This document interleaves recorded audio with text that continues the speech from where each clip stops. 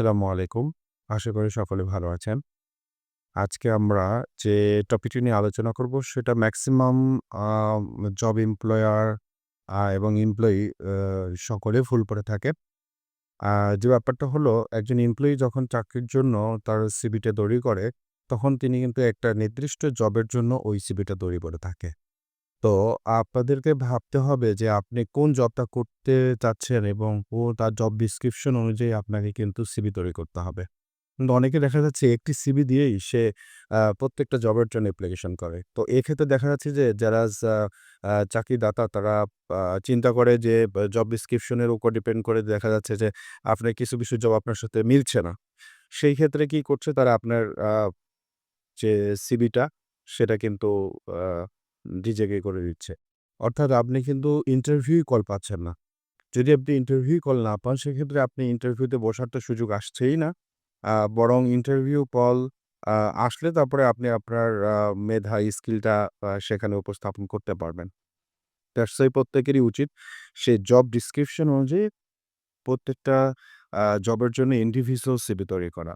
তো এটা আমরা মেক্সিমামে ভুল করি। এজন্য আমরা দেখা যাচ্ছে যে সিভি সঠিকভাবে উপস্থাপন করার পরেও আমরা ডাক পাচ্ছি না।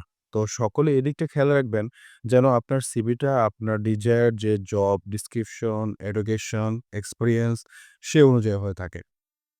আ আরেকটা ব্যাপার হচ্ছে যখন জবদাতা বা এইচআর ডিপার্টমেন্ট আপনার সিভিটা দেখে যখন আপনাকে আ চিহ্নিত করবে যে আপনাকে ইন্টারভিউর জন্য যখন কল করবে, তখন তারা চেষ্টা করবে যে এই রিলেটেড যারা আছে তো মেক্সিমাম সময় দেখা যাচ্ছে যে যারা জবদাতা তারা চিন্তা করে যে তাদের ডিজায়ার যে প্রার্থী আছে তাদেরকে সঠিকভাবে বাছাই করার জন্য। তা না হলে সঠিকভাবে যদি প্রার্থী যাচাই-বাছাই না করতে পারে তখন এই আ জবদাতারও প্রবলেম হয়ে থাকে কোম্পানির ব্যাপারে। তো তারা যখন আ চিন্তা করে যে এই এমপ্লয়ারটা ভালো হবে, এমপ্লয়ারটা খারাপ হবে এটা কি দেখে চিন্তা করে? তাদের সিভি দেখে।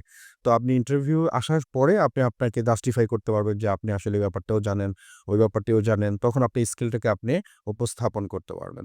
সুতরাং সকলেরই উচিত সিভিটা তার জবের ডেসক্রিপশন অনুযায়ী তৈরি করা। তা না হলে আপনাকে ডাক পাওয়ার প্রবণতা আ 100 থেকে আপ টু 20% এ চলে আসবে।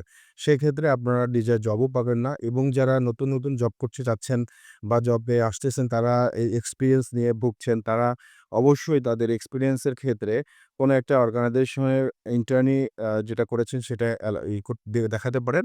অন্যথায় কোথাও জব করেছেন এরকম আপনাদের পরিচিত কেউ থাকলে সেখানে ইনপুট করে দিয়ে আপনি এই অ্যা সেখানে অ্যাপ্লিকেশন করতে পারেন। আদারওয়াইজ এক্সপেরিয়েন্স ছাড়া জব নেওয়াটা খুবই ডিফিকাল্ট হয়ে পড়ে। কারণ আপনার মাধ্যমেই টাকা ইনকাম করে আপনাকে তারা টাকা দিবে। দ্যাটস হোয়াই এটা মনে রাখবেন যে কোনো বেসরকারি যেকোনো প্রতিষ্ঠানই আপনাকে যখন জব দিবে তখন তারা চিন্তা করবে যে আপনাকে দিয়ে তাদের ইনকাম হবে কিনা। দ্যাটস হোয়াই সবাই বুঝতে পেরেছেন আশা করছি। ধন্যবাদ সকলকে।